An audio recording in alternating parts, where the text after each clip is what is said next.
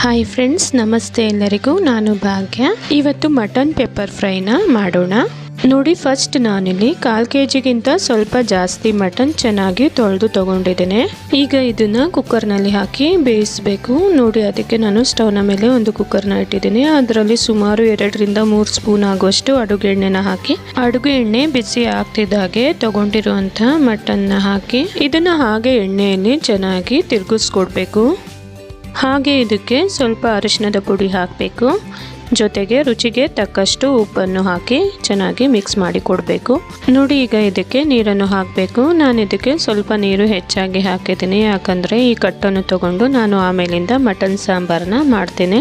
ನಿಮಗೆ ಇದರಿಂದ ಕಟ್ಟು ಬೇಡ ಅನ್ಸಿದ್ರೆ ನೀವು ಟೀ ಗ್ಲಾಸ್ನ ಅಳತೆಯಲ್ಲಿ 1 ಗ್ಲಾಸ್ ಆಗುವಷ್ಟು ನೀರನ್ನು ಹಾಕಿದ್ರೆ ಸಾಕಾಗುತ್ತೆ. ನೋಡಿ, ಒಂದ್ಸಲ ಚೆನ್ನಾಗಿ ಮಿಕ್ಸ್ ಮಾಡಿ ಇದ್ರ ಮೇಲೆ ಕುಕ್ಕರ್ನ ಲಿಡ್ನ ಕ್ಲೋಸ್ ಮಾಡಿ ಮೀಡಿಯಂ ಫ್ಲೇಮಲ್ಲಿ 4 ವಿಷಲ್ ಬರ್ಸ್ಬೇಕು. ಕುಕ್ಕರ್ ವಿಷಲ್ ಬಂದು ಕಂಪ್ಲೀಟ್ ಕೂಲ್ ಆಗೋವರೆಗೂ ನಾನಿಲ್ಲಿ ಸ್ವಲ್ಪ ಬೆಳ್ಳುಳ್ಳಿನ ತಗೊಂಡಿದ್ದೀನಿ. ಹಾಗೆ ಇದ್ರ ಜೊತೆಗೆ ಸ್ವಲ್ಪ ಶುಂಠಿನ ಹಾಕಿ ಕುಟ್ಟಿ ರೆಡಿ ಮಾಡ್ತಾ ಇದ್ದೇನೆ. ಈ ತರ ಕುಟ್ಟಿ ಹಾಕಿದ್ರೆ ಇದರ ಫ್ಲೇವರ್ ತುಂಬಾ ಚೆನ್ನಾಗಿರುತ್ತೆ. ನಿಮ್ಗೆ ಟೈಮ್ ಇಲ್ಲ ಅಂದ್ರೆ ಇದರ ಬದಲಾಗಿ ಶುಂಠಿ ಬೆಳ್ಳುಳ್ಳಿ ಪೇಸ್ಟ್ ಸಹ ಹಾಕಬಹುದು. ನೋಡಿ, ಇಷ್ಟು ಕುಟ್ಟಿ ಇದನ್ನ ಹಾಗೆ ಒಂದು ಬೌಲ್ ಅಲ್ಲಿ ತೆಗೆದಿಡ್ತಾ ಇದ್ದೇನೆ.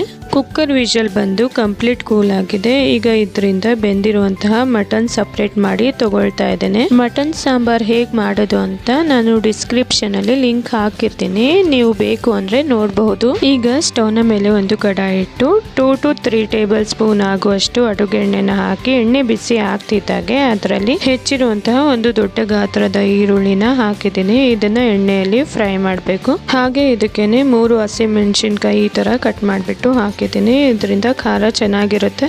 ಹಾಗೆ ಇದಕ್ಕೇನೆ ಬೆಳ್ಳುಳ್ಳಿ ಮತ್ತು ಶುಂಠಿನ ಕುಟ್ಟಿ ರೆಡಿ ಮಾಡಿದ್ನಲ್ಲ ಅದನ್ನ ಹಾಕ್ತಿದ್ದೀನಿ.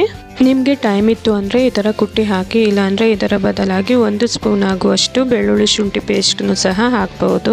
ಶುಂಠಿ ಬೆಳ್ಳುಳ್ಳಿ ಹಾಕಿದ್ಮೇಲೆ ಇದರಲ್ಲಿರುವಂತಹ ಹಸಿ ವಾಸನೆನು ಹೋಗ್ಬೇಕಲ್ವಾ, ಇದನ್ನು ಸಹ ಎಣ್ಣೆಯಲ್ಲಿ ಚೆನ್ನಾಗಿ ಫ್ರೈ ಮಾಡಬೇಕು. ಹಾಗೆ ಇದಕ್ಕೆ ಸ್ವಲ್ಪ ಕರಿಬೇವನ್ನು ಸಹ ಹಾಕಿದ್ದೀನಿ. ಇದರಿಂದ ಇದರಲ್ಲಿ ಫ್ಲೇವರ್ ತುಂಬಾ ಚೆನ್ನಾಗಿರುತ್ತೆ, ನೀವು ಸಹ ಹಾಕಿ.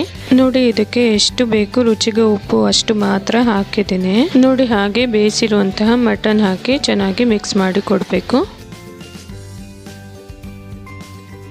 ಇದಕ್ಕೆ ಸ್ವಲ್ಪ ಅರಿಶಿಣದ ಪುಡಿ, ಅರ್ಧ ಟೀ ಸ್ಪೂನ್ ಆಗುವಷ್ಟು ಧನಿಯಾ ಪುಡಿ, ಹಾಗೆ ಅರ್ಧ ಟೀ ಸ್ಪೂನ್ ಆಗುವಷ್ಟು ಗರಂ ಮಸಾಲನ ಹಾಕಿ ಚೆನ್ನಾಗಿ ಮಿಕ್ಸ್ ಮಾಡಿ ಕೊಡಬೇಕು. ನೀವು ಇನ್ನು ನಮ್ಮ ಚಾನೆಲ್ನ ಸಬ್ಸ್ಕ್ರೈಬ್ ಮಾಡದೆ ನೋಡ್ತಾ ಇದ್ರೆ ಪ್ಲೀಸ್ ಸಬ್ಸ್ಕ್ರೈಬ್ ಮಾಡಿ, ಹಾಗೆ ನಿಮ್ಮ ಫ್ರೆಂಡ್ಸ್ಗೆ ಶೇರ್ ಮಾಡಿ. ನೋಡಿ, ಈಗ ಕೊನೆಯದಾಗಿ 1 ಸ್ಪೂನ್ ಆಗುವಷ್ಟು ಪೆಪ್ಪರ್ ಪೌಡರ್ನ ಹಾಕಿದ್ದೀನಿ. ನೀವು ಖಾರ ನೋಡ್ಬಿಟ್ಟು ಸ್ವಲ್ಪ ಹೆಚ್ಚು ಕಡಿಮೆ ಹಾಕಬಹುದು.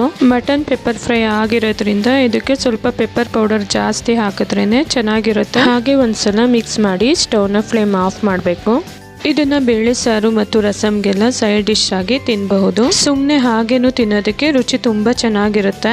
ನೀವು ಸಹ ಒಂದ್ಸಲ ಟ್ರೈ ಮಾಡಿ ಹೇಗಿತ್ತು ಅಂತ ಕಮೆಂಟ್ ಮಾಡಿ. ಇವತ್ತಿನ ಈ ರೆಸಿಪಿ ಇಷ್ಟವಾದಲ್ಲಿ ಲೈಕ್ ಮಾಡಿ. ಸಿಗೋಣ ಮತ್ತೊಂದು ಹೊಸ ರೆಸಿಪಿಯೊಂದಿಗೆ. ಅಲ್ಲಿಯವರೆಗೂ take care and bye bye.